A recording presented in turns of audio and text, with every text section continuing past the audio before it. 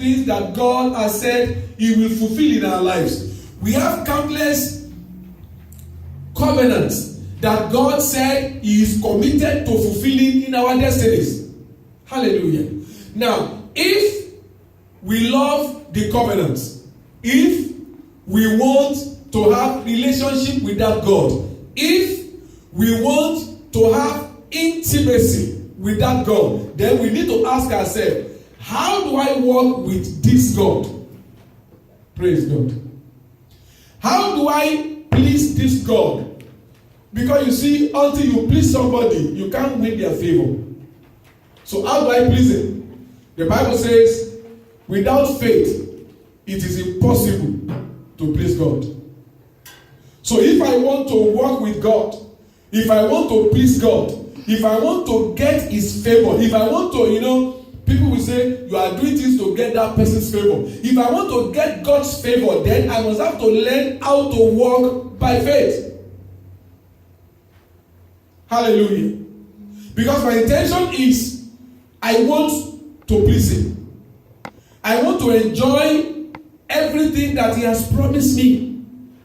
I want to see Him do those things that He said He's going to do. So I have to ask myself, what is my responsibility in this deal? The responsibility as revealed in the Word of God is that if I want to please God, I have to learn how to walk by faith. Hallelujah. I see many people today who are running after God. God does not ask you to run after Him. God says, let us have fellowship together. God says, walk with me. For with God, nothing shall be impossible. I mean, that's what it means. With God,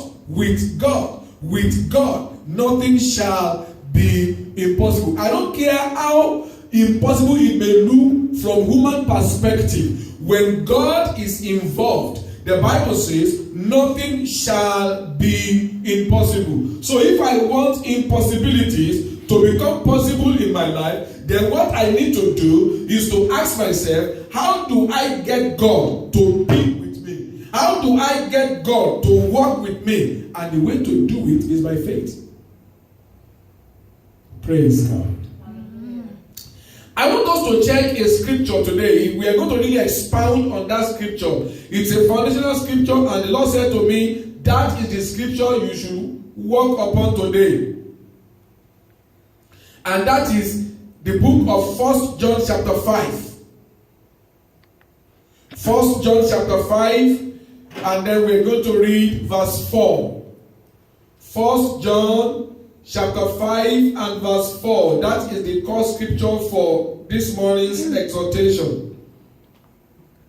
For whosoever is born of God overcometh the world, and this is the victory that overcometh the world, even our faith. The Bible says, for whosoever is born of God overcometh the world. Now let's consider that phrase. Whosoever is born of God overcometh the world. Now what does that mean? In the book of John chapter 3, Jesus was speaking to Nicodemus, except a man be born again, he cannot see the kingdom of God. To be born again simply means you are born anew, and we are talking of spiritual birth. And this scripture says, whosoever is born of God. You see, when you go to that John chapter 3, where Jesus was talking about being born again, he said, he that is born of the flesh is flesh. But he that is born of the Spirit is spirit. Our God is a spirit. And every one of us that have given our life to Christ, we have been born of the Spirit. And that's why we have the life of God in us, because we have been born of God, who is a living spirit. And this scripture said, whosoever has been born of God. So if you have given your life to Jesus, if you have said the sinner's prayer, if you have received Jesus into your life, you are that whosoever. The Bible says, whosoever is born of God, what happened to them? Overcomes the world. I want us to try and understand what that scripture means. Now, if you are born again, you are born of God. Now, anyone that is born of God, the Bible says overcome the world. What does it mean to overcome? I tried to search the word overcome, and I picked these two meanings. He said to succeed in dealing with a problem or a difficulty.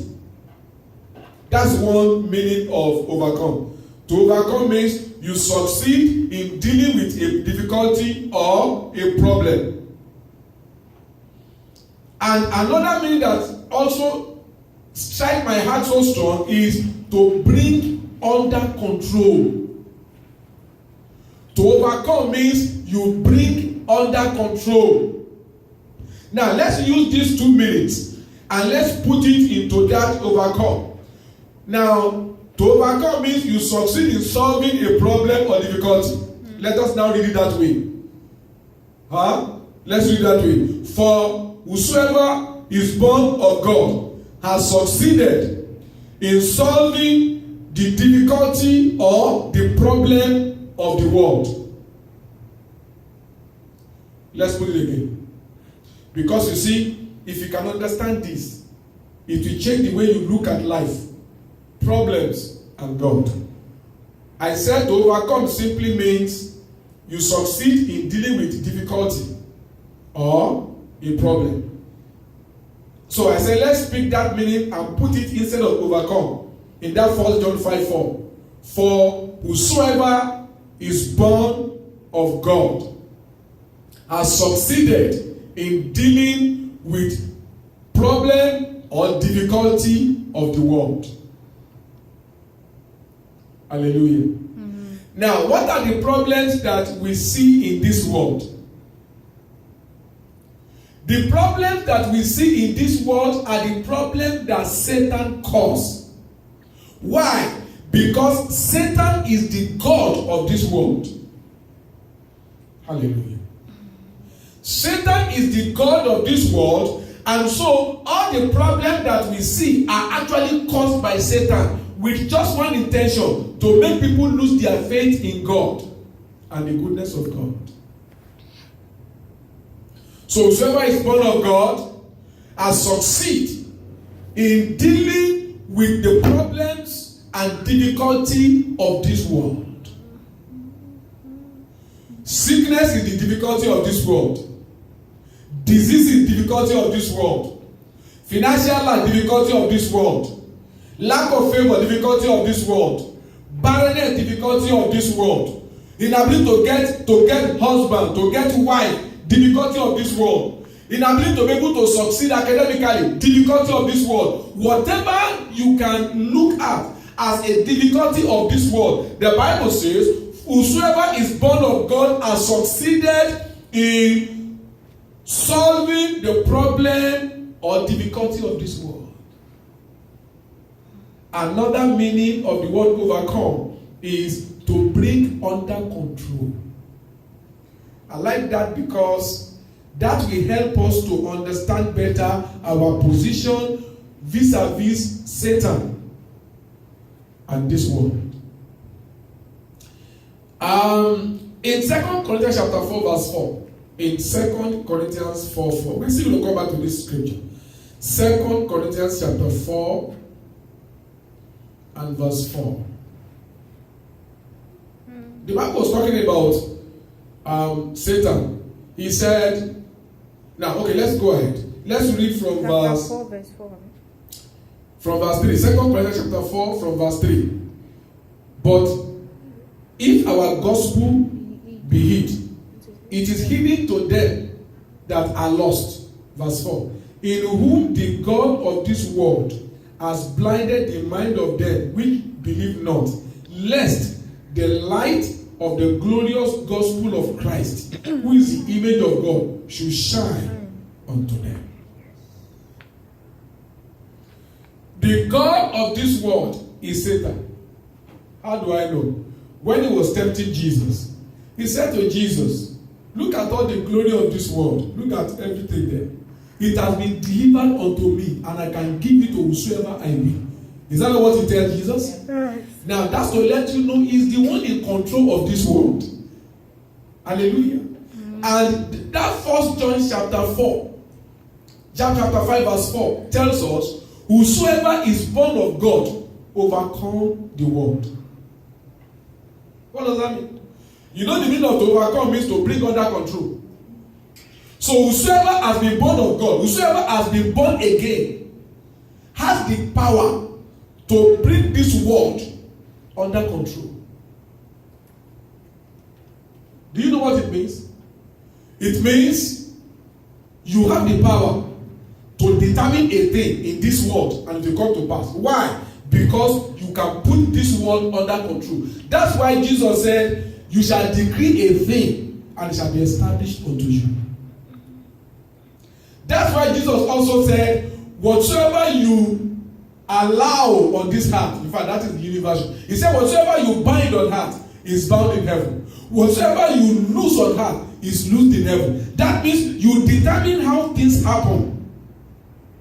Now, I am going somewhere. I'm going somewhere. Because it is the lack of this basic foundation that make people to think that Satan is the one that is not allowing them to succeed. And of course, unfortunately, many servants of God also play to that card. It's based on understanding and calling. But the truth is, Satan is not the reason why you are not succeeding. The reason why you are not succeeding is because you don't know your rights and privileges. Because until you know your right, you can't enforce your right. Until you enforce your right, you can't possess your right. And so, what I am believing that God is using our ministry and these teachings to do is to bring us to that place where we have the conscious understanding of our rights. Then you can say to Satan, Satan, back off. Let me give you an example. One of my friends, he said that, after he brought his mom to this country for treatment and the mother became well, he said, while the mother was here, his business just began to nosedive. And then he began to have a lot of bad revelations. A lot of spiritual attack in his dreams. He saw himself sleeping in the dream, eating in the dream. A lot of evil things are happening. And then, when he saw those things, he said he began to call his pastor, those people that he used to support back in Africa. They begin to pray for him. He said, well, the thing did not increase. In fact, it was so disheartening that even his mom refused to follow him to his office because things are not going on well. Customers are not coming. And then, when he said those things, he said his pastor also see the same thing. So when he told me, I said, okay, you know what? I'm going to give you understanding. Of course, there's a way the pastor interpreted the things and all that. And the way the pastor interpreted it only pushed him to fasting and to prayer. And I said, let me give you understanding. Because understanding is your victory. I said, number one, the Bible says that honor your father and your mother that it may be well with you. I said, so taking care of your mommy, activate the covenant of wellness over your life. And I said, listen to me and listen well. Satan does not have the power to stop the covenant of God when you have fulfilled your own responsibility for the covenant. You only become cut short if you do not do what qualifies you for the promise. I said, you brought your mom to this country. You took care of her. Her spirit was happy. She was blessing you. The truth of the matter is, Satan does not have the power to stop your wellness. I said, okay, you saw yourself sleeping with people in the dream. I said, the way to interpret it is simple. If you are a promiscuous person, maybe you sleep around and all that stuff, I would have said, out of the abundance of your day's activity, you have a spiritual connection. But you are someone that is discreet. You don't mess around with ladies. So definitely, that is Satan trying to pollute your spirit man. For the Bible says, anyone that sleeps with an harlot is one with her. So Satan, what he's trying to do is to pollute you spiritually. And the Bible says, even if you drink any deadly thing, it shall not hurt you. So definitely, because that is from the kingdom of darkness to pollute your spirit, then there is no way it can hurt you if you believe it cannot hurt you. Then I gave him some instances and understanding about other revelations.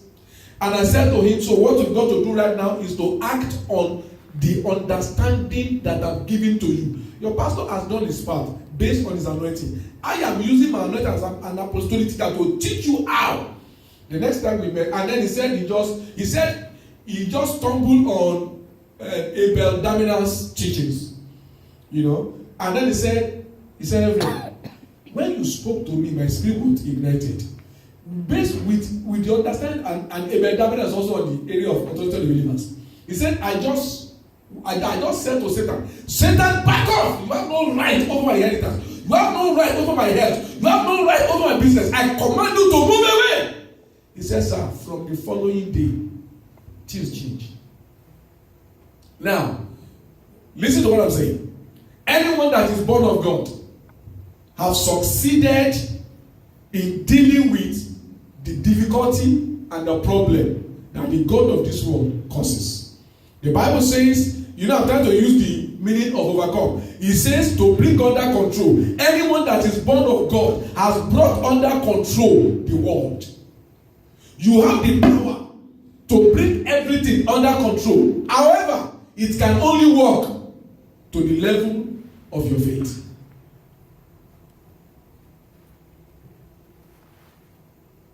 Satan is the God of this world.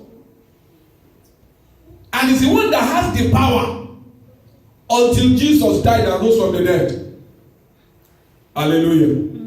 Because when you look at the book of Matthew 28, you discover Jesus Christ said, he said, behold, now all power in heaven and on earth has been given unto me. Jesus has gone to hell to take back from the devil the controlling power of this world. And you know what he has done? Jesus gave that power to you.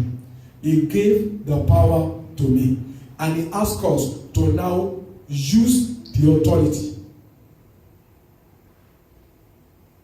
So, Satan is the God of this world. Satan will always cause problem.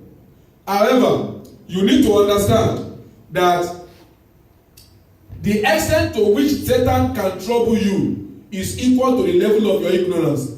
When you know your right, Satan has no right over your life.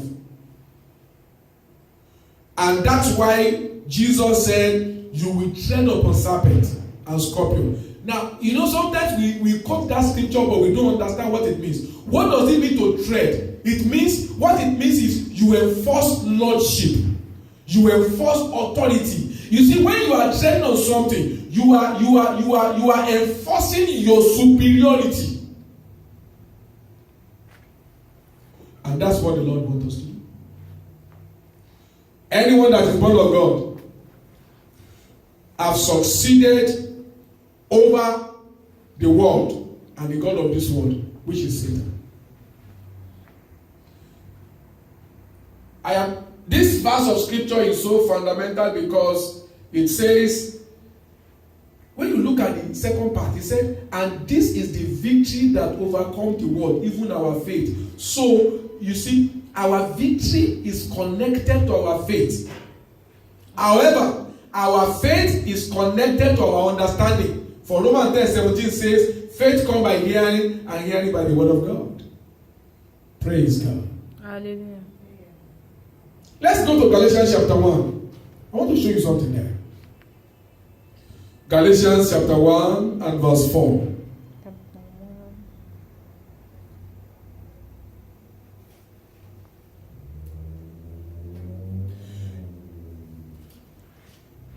Apostle Paul was talking to the Galatian church, and it says something that is very important for you to understand with regards to your overcomer's positioning. It's a position.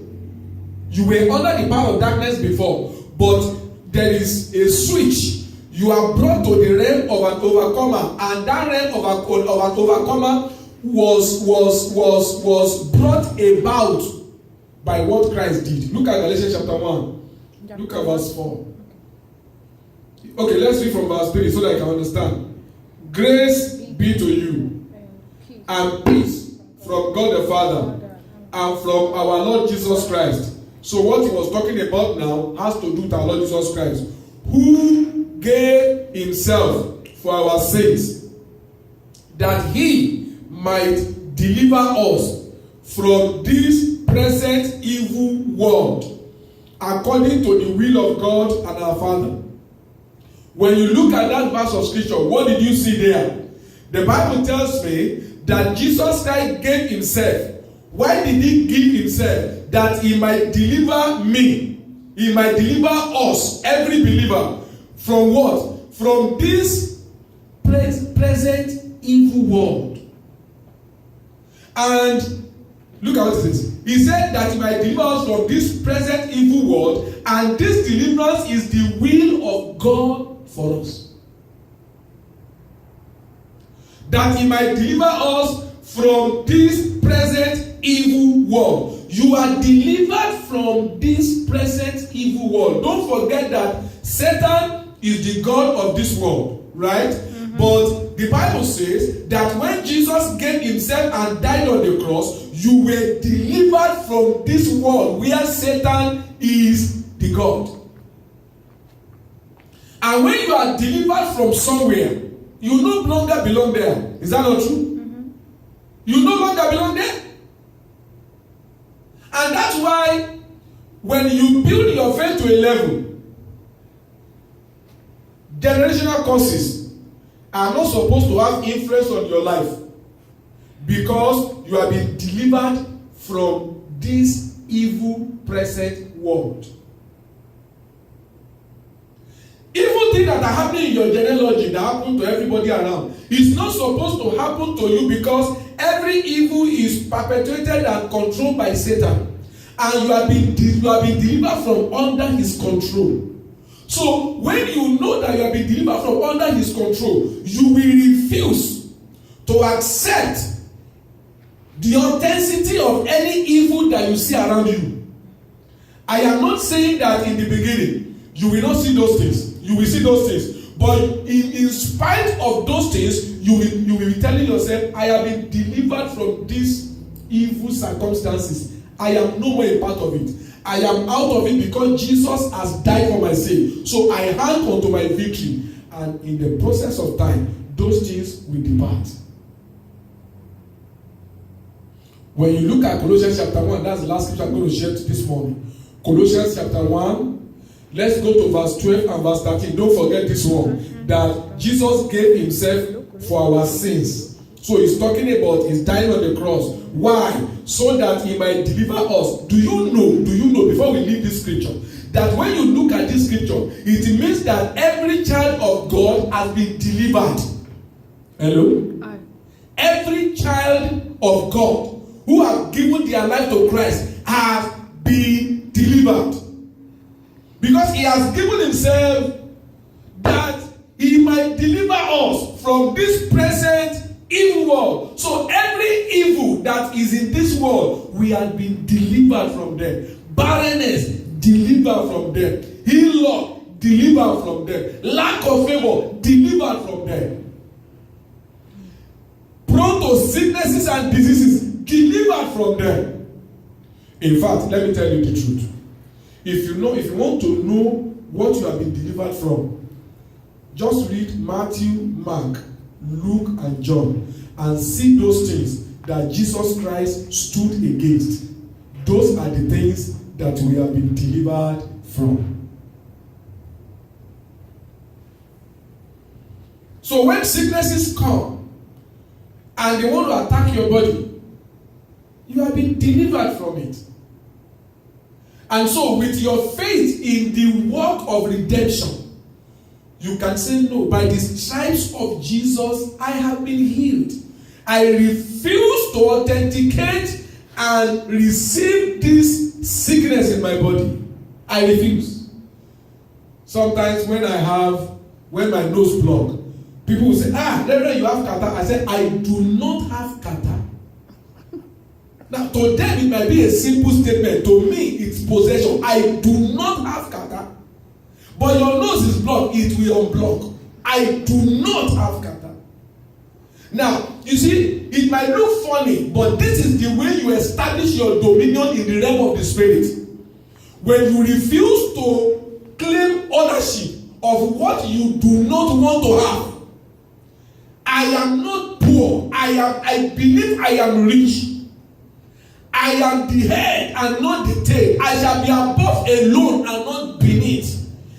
Goodness and mercy follow me. Somebody said, one time, somebody came to Bishop Oyedepo's office and said, I see many of your people, they are demon possessed. Oyedepo said, maybe you are the one that brought the demons when you are coming, because nobody here is demon possessed. Now, the truth is, are there demon possessed there? There may be. But you don't claim possession. Because you claim possession, you give those demons right to remain. You deny their authenticity. You tell them they are not allowed in this place. We have to move from the realm of emotional fear to the realm of boldness in faith. We have to move from the realm of uncertainty to the realm of assurance according to the word of God. If I'm having bad dreams, I've been delivered by Jesus. Because the Bible said that he gave himself so that I can be delivered. So because I have been delivered by Jesus and I've accepted him as a savior, that means concerning that bad dream, I've also received my deliverance. So when I go with that understanding and be prayed for, demons will leave because I have rejected their ownership. Of course, because we live in this world, so many things that are not supposed to happen to Christians will come around you. But when you refuse to authenticate the ownership of those things, it will pass. It will pass. Let's go to Colossians chapter 1 and see the summary of all I'm saying this very morning. Verse what? From verse 12 to verse 13. Giving thanks unto the Father, Yes. which hath made us to meet to be partakers of the inheritance of the saints in light. Wait, that one is another teaching entirely. He said the Father has made us qualify, because you see that word to meet, when you look at other versions, he says the Father has made me qualify to be a partaker of the inheritance of the saints in light. There are things that are the inheritance of the believers. Humanly speaking, I may not be qualified, but God has made me qualified. By the offering of his Son, I become qualified to become a partaker of the inheritance of the saints.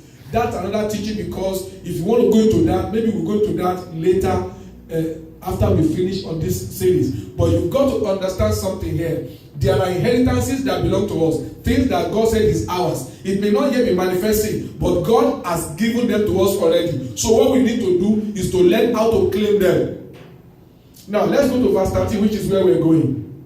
Who hath delivered us from the power of darkness, and hath translated us into the kingdom of his dear Son. Wow. When you look at that verse, it says, who has delivered us? The word deliver there is a past tense. Who has delivered us? When he offered himself on the cross. You know, we just read it in Galatians 1:4 that we have been delivered. He has delivered us from the kingdom of darkness. That, you know, that kingdom of darkness, the other word for it is this evil present world. Whatever evil, you see witches and wizards, occultic people, they are oppressing men, oppressing people, not allowing them to have progress and expansion and enlightenment, not allowing them to have fruit of the womb, not allowing them to have peace, not allowing them to have peaceful marriage, not allowing them to be able to hold on to a job, not making them to work and not have savings and progress financially. All those are the evil that are identified with this present world. And the Bible says, you and I have been delivered from them. And this scripture also said, you need to know that we have been delivered from the power of darkness. Whatever symbolizes power of darkness, we have been delivered from them. Whatever is synonymous with the power of darkness, we have been delivered from them. I don't care how they come, we have been delivered from them. And not just that, God did not just deliver us and leave us in a limbo, not knowing where to go. The Bible says when He delivered from the power of darkness, He made a transfer. He brought us into the kingdom of His dear Son. He said when you receive an immigrant visa, it's a right that takes you from your country to become an immigrant, a legal immigrant in America. So from the time that you receive that immigrant visa and you enter to the US, you begin to enjoy the privileges that are given to those who have legal status in this country. Is that not true? When we are transferred from the kingdom of darkness, just count that kingdom of darkness like the country from where we are coming, and we are transferred into the kingdom of His dear Son. Look at that kingdom of His dear Son like America. Now, what we are supposed to know is that we have rights now. We have rights in the kingdom of God. And one of the rights is that, let's go back to 1 John chapter 5 now, where we started out from. And then we're going to finish there. The right we have, for whosoever is born of God, overcome the world. And this is the victory that overcome the world, even our faith. Let's stand up to pray. I'd like us to ask ourselves this question. Have I given my life to Christ? Am I truly born again? If the answer is yes, then you have been empowered to bring under control the God of this world and the power of this world. If you have given your life to Jesus, according to Galatians chapter 1 and verse 4, you have been delivered from this evil present world. So what are the evil that you see in your life that you do not want? I'd like you to tell the devil now. Satan, now, fortunately, now I know that with my redemption, with the redemption I have through the blood of Jesus, I am delivered from this evil present world. So every evil you are perpetrating in my life and against my life and the work of my hand, I command you to stop now. Open your mouth and pray that prayer. Talina Koseroma, Mezuba Vaza, Yagata Dugabo Vazundala, Leketete Digaba Vazula, Rabaya Katalona Mose, Eveveru Katanda Gama, Mazatu Katada Gobarone, in the Prefrene Mozantoria Gama, Lekatadi Gabavosa, in the name of Jesus, in the name of Jesus, in the name of Jesus.